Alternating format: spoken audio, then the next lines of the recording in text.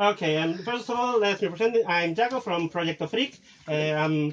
Let's start with making how we're going to make the interview. I have some few questions, but because I don't know if we can get out more time, we're going to have some more questions depending on what we get. So, Okay. first of all, I must tell you I'm a huge wrestling fan. Oh, yeah. I'm going to stay awake this Sunday to watch a limited champion to 5 a.m. local time. Ah, great. But I do that every month. I'm a huge wrestling nerd. Awesome. Who do you like? You watch WWE or you watch Japanese wrestling? I love WWE, but I want to watch more indies. I watched one of your latest DDP Oh, matches. thank you. It was very funny. Thank you. I love that they were Japanese openers. Oh, thank you very much. Yeah, DDT's fantastic. I love Yeah, watching DDT. I love the the Iron Man Heavy Metalweight Championship. That's it's so fantastic. It's good.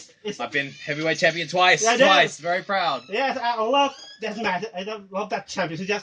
It's just genius. So It is brilliant. I'm a wrestling smart and I'm a crosser like you. So you're more like what I want to be if I ever come to wrestling. Oh, thank you. You're very So kind. let's start this. All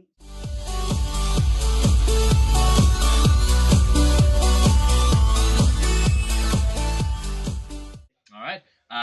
My name is LadyBeard. I'm a 5-year-old Japanese girl trapped in the body of a 30-something-year-old Australian man. I do 3 things. I sing, I dance, and I destroy! I love the power you destroy. Thank you. Me too. It's what I want.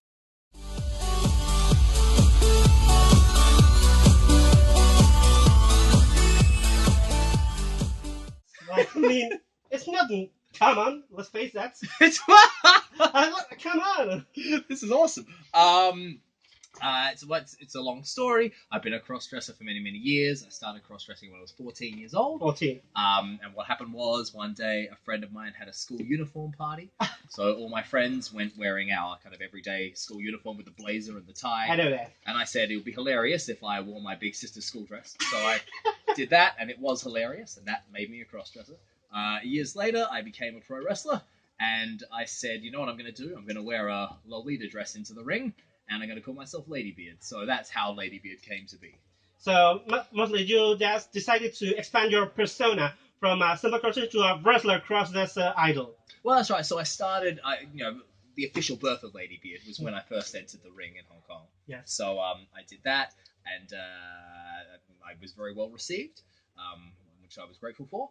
And then I decided I wanted to start my musical project, and so I said, well, I'm gonna continue doing that as LadyBeard, so that I think that'll work well. I think the people who already know me from the wrestling will then come and watch me do my music stuff, and so that's how the music side of things began, and things kind of evolved from there.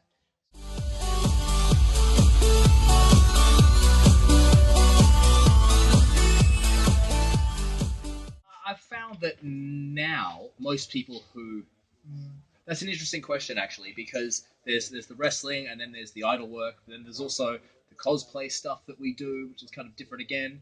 And then when I'm on TV in different places, that accesses a different audience again. So there's a lot of people who know me as as like know one element of my work, and I find that those people then follow my social media, and then over the course of about the next year or so, they realize everything else that I do.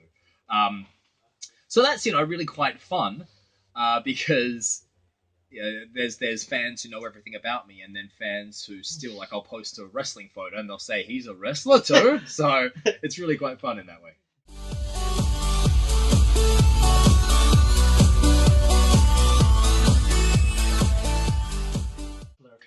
That's a good question. I was originally an actor, so I went after high school. I went to acting school. I wanted to become an actor, and then I was also a martial artist as well. I've been a martial artist since I was 13. So whilst I was in drama school, I then started training in stunts as well. So when I came out of drama school, I was an actor and a stuntman, right? So that saw me move to Hong Kong and do my stuff there. But I'd always had an interest in pro wrestling. But it had never been accessible to me to actually train. Because in my city, all the pro wrestling gyms, we had pro wrestling, but it was all like on the other side of town. It was like an hour's drive to training. So I wasn't going to realistically go and train there. And also when I was young, I was a martial artist, and I wanted to stick with that. But I always had an interest in pro wrestling because it sort of combines all the things that I like, character performance and the fight element and the fight performance. So when I was in Hong Kong, that's when I, for the first time, practically had an opportunity to train in pro wrestling. And so I took it, and I really enjoyed it, and ran with it. No. We have only one wrestling school in Madrid, and we have some series with verbal little, but I also trained that. I know. Great. Only 2 weeks, but it was very hard. First Really? 2 weeks only falling backs. It's hard. Yeah. Very hard. White Wolf? White Wolf, yes, you know them. Cool. Yeah, no, I White Wolf. Yeah. Do you know them? Yeah. Really? Yeah. I train with them. Great. Yes, I sometimes help them with the shows. Really? Yes, they're very good people. They got some great guys there. Yeah. They got some big boys there. Yeah, so we have recently have a match with Ricochet. Yeah, I saw that actually. I think that's how I originally got to know you guys. Really? You know that? I'm the 7 years in the front. Oh, really? Yes. Oh, cool. They always tell me I'm exactly like Steven, so I go, oh, okay, I'm Steven. What can I do? Yes, it's something. I know it's a persona. I know when a character goes over with you. I know that. So it's glad to know that you know White Wolf Wrestling because we hope that we get Ricochet and it's all the money and then what. But it's glad to know that something like you know them. Yeah. That's so much for free. That's right. That's exactly right. It was for free, and my brother stayed up from 10 a.m. doing line. Oh, really? Yes, that's why we got the first row. I see.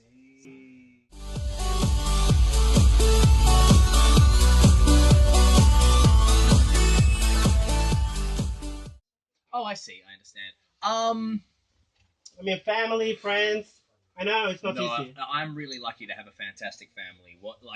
Whatever I want to do, my family's going to support me in. So I'm very, very grateful to have a family that's supportive, and I understand how lucky I am for that. A few problems came in, I'd want to go out partying or whatever in a dress, and then, dudes would want to fight. But I kind of found when I was young, guys wanted to fight me anyway. So actually, it's an interesting thing because cross-dressing in a certain way for me was like a self-defense, because what would happen was I found dudes wanted to fight me anyway, no matter how I was dressed. So I found if I put on a dress, right, I could show up, and the guys who wanted to fight would make themselves apparent straight away. The guys who wanted to fight would come and they'd start trying to fight me because I'm wearing a dress straight away. But what that meant was I could deal with them, I could get them sorted out, and then I could go back to enjoying the party, right? So in a strange way, cross-dressing became a social tool and a form of self-defense for me, which is I think is quite fascinating. It's kind of it's a very deep thing to go into. Yeah. Probably don't have the time now, but one day I'd like to talk to more about that. It was very interesting. Okay, because your example that something with not very common or normative persona can go and be kind of famous and admired. That's right. It's because we know when something crosses in TV, it's like, oh, look at those, he's sassy, he's in a very fancy way, but you take it with very out of humor and self-criticism, because that's the thing, because you're criticizing, but also you're tough and you make very good doodles.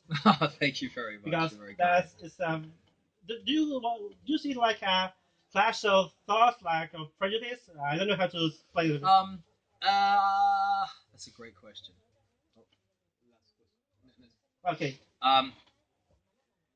Yes, at times, but it's actually at times. But I've found that. This is again, it's a long story. Okay, so if you not, we can go just to the last question I have because it was great to know you. So just going fast because we have to take the last question. Yeah.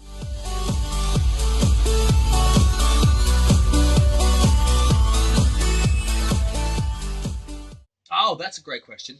Wrestler I would like to wrestle, Al Snow. Al Snow. I think he's fantastic. He's a very fantastic wrestler. Fantastic. He's a veteran. I think he understands old school and new school very well.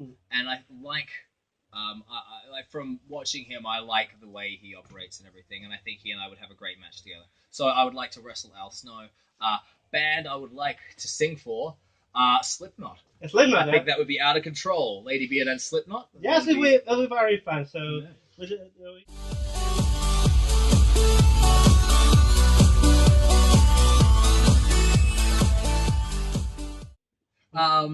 Yeah, this is something I actually talk with Naoko about a lot. I think there's a huge element of.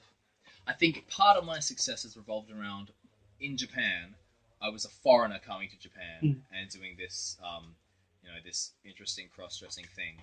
And now that I'm getting famous in the West, it's because I was a Westerner who went to Japan and achieved success in Japan, and that's what kind of allows me acceptance from audiences in the West. Yeah, I think. I think if a Japanese guy tried to do this same thing, it would have a completely different effect. And I think if I tried to do this in Australia or America or another Western nation, I think it would have a completely different effect as well. So it's very interesting because race and culture enter into the whole thing quite a lot. And really has a huge amount to do with the way we perceive what normal is. We kind of have this concept of, well, someone's a foreigner, they're not the same as me, so if they're doing some crazy thing, that's probably okay because they're foreign. You know? So I think that plays a huge element, and it's actually a very fascinating conversation, which it seems we don't have time to go more into now. ¿Podemos tomarnos una foto rápida? Vale. Sure.